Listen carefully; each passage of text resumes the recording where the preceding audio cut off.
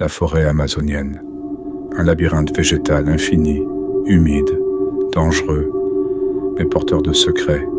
Depuis des siècles, elle attire des rêveurs, des fous, des aventuriers.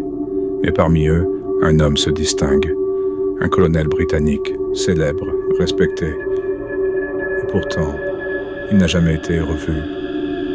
Percy Fawcett, il est parti chercher une cité oubliée, un monde perdu, qu'il appelait simplement Z. Il avait avec lui son fils, et tous deux ont disparu dans la jungle, pour ne jamais en ressortir. Voici leur histoire. Percy Harrison Fawcett, né en 1867 en Angleterre. Officier dans l'armée britannique, il se passionne très tôt pour la cartographie, les civilisations anciennes et les mystères du monde. Son tempérament le pousse vers l'aventure, loin du confort victorien. En 1906, il est envoyé pour cartographier des zones inexplorées de l'Amérique du Sud, à la frontière du Brésil et de la Bolivie. Très vite, il tombe amoureux de l'Amazonie, mais il y découvre aussi une jungle impitoyable, serpents, pieuvres tropicales, insectes voraces, tribus hostiles. Pourtant, Fawcett continue, inlassablement. Au fil de ses expéditions, Fawcett entend des rumeurs, des récits de cités anciennes, de temples de pierre perdus dans la jungle. Il découvre même un ancien manuscrit du XVIIIe siècle, le document 512, rédigé par des explorateurs portugais qui affirment avoir vu une immense ville en ruine au cœur de l'Amazonie.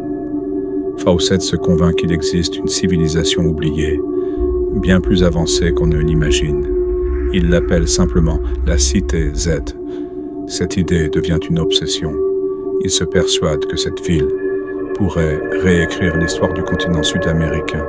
En 1925, Fawcett a 58 ans.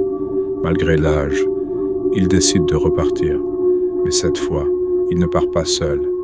Il emmène avec lui son fils, Jack, 21 ans, et le meilleur ami de Jack, Raleigh Rimmel.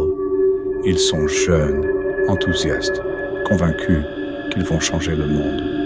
Avant de partir, Fawcett laisse un message étrange. Si nous ne revenons pas, personne ne doit venir nous chercher. C'est trop dangereux. Ils partent avec peu de matériel. À leurs yeux, la discrétion est la clé.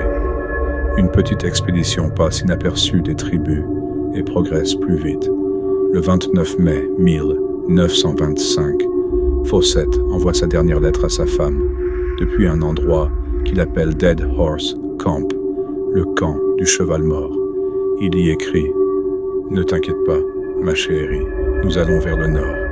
Jack va bien, la cité Z est proche, j'en suis sûr. » Le silence s'abat. Les mois passent, puis des années. Aucun signe de Fawcett, de son fils ou de leurs compagnons.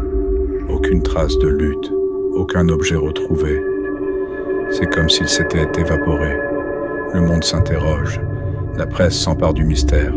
Des dizaines d'expéditions de secours sont lancées, mais la plupart échouent. Plusieurs sauveteurs meurent. Certains ne reviennent jamais. La disparition de Fawcett donne naissance à toutes sortes de théories. Certaines sont rationnelles, d'autres, beaucoup moins. Théorie 1. Tués par une tribu hostile. Peut-être ont-ils été attaqués en entrant sur un territoire interdit. Certaines tribus sont connues pour leur hostilité envers les étrangers. Théorie 2. Ils ont succombé à la maladie ou à la faim. La jungle est un piège mortel. Une blessure infectée, une rivière en crue, une morsure de serpent, une infinité de dangers. Théorie 3. Ils ont trouvé la cité et ont choisi de rester. Une idée fascinante. Et si Fawcett avait atteint son but, s'il avait trouvé une communauté cachée et avait décidé de s'y intégrer, de ne jamais revenir. Théorie 4. Une mise en scène. Certains vont plus loin. Et si Fawcett avait orchestré sa propre disparition pour échapper à la civilisation, fuir le monde moderne et vivre selon ses rêves. Au fil des années, des rumeurs apparaissent. Des explorateurs affirment avoir vu un homme blanc, vieux, vivant parmi les indigènes. D'autres disent avoir trouvé des objets européens en pleine jungle.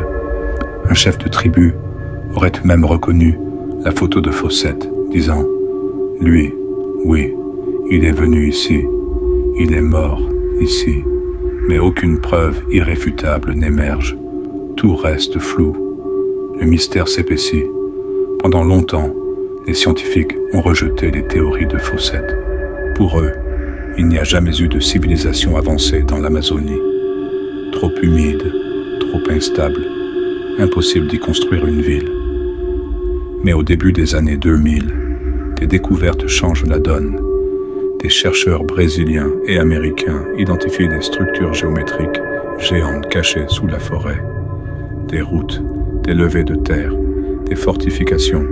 Tout indique qu'une civilisation organisée a bien existé là, longtemps avant l'arrivée des Européens.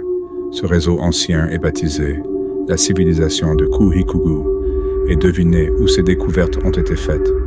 Dans la même région où Fawcett cherchait la cité Z aujourd'hui encore, Percy Fawcett fascine. Des livres, des films, des documentaires retracent son destin. En 2016, Hollywood adapte son histoire avec le film The Lost City of Z.